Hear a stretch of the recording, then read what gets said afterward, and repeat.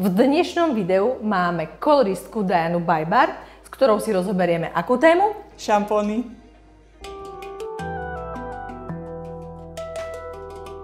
Ahojte, zdravím vás opäť, tentokrát netradične, nie od nás Kam za krásou, ale sme v krásnom salóne u Dianky Bajbar. Ahoj Dianka. Ahoj.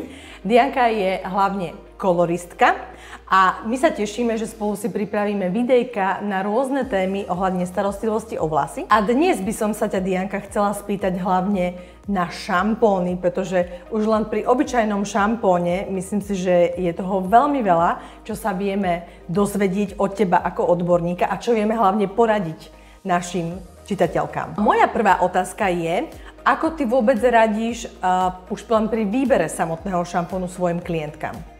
No, čo je ako prvé, nemôžu si kupovať šampóny z drogérie, ale musí to byť profesionálny výrobok.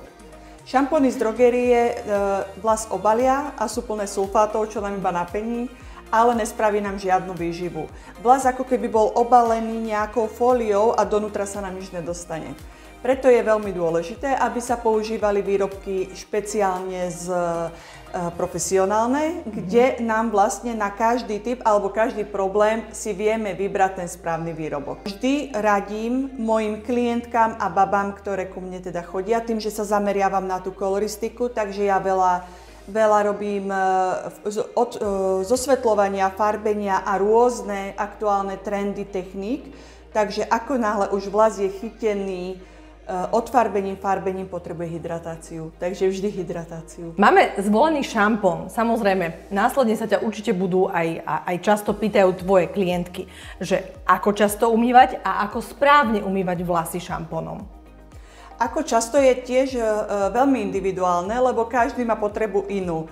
Niekomu sa mastnia viac, niekomu menej, niekto má rád pocit hneď umytých vlasov, niekomu nevadia 2 dní, niekomu 3 a niekomu vadí deň. To znamená, že nie je potom problémom to denné umývanie, že naozaj každý deň si umývam, lebo kedysi sme naozaj počúvali, že takto si môžeme poškodiť, či už vlasy alebo vlasovú pokožku.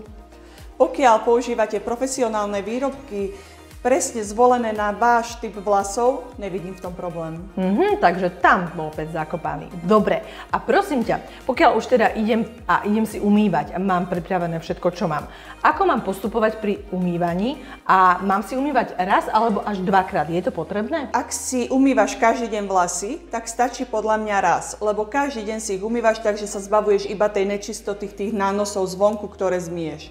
Ak si umývaš 2-krát za týždeň alebo raz za týždeň, tak si myslím, že už aj pre tú vlastnú potrebu je 2-krát, lebo raz umieš tú hlavnú nečistotu a druhýkrát vlastne ideš do toho príjemného, sviežeho, umytého pocitu. Tak. A prosím ťa, je nejaká chyba, naozaj taká vážna, ktorú by nemali robiť ženy, pokiaľ už si idú vlasy umývať, ktorú napríklad aj ty si počula už veľakrát od svojich zákazníčok, že ju robia a vyslovene si ich varovala, aby to nerobili? No čo ja odporúčam pred umývaním vlasov, si vlasy rozčesať pred umytím, potom si ich umyť, vysušiť a potom už rozčesať. A umyť ako? Je to lepšie umývať si v sprche?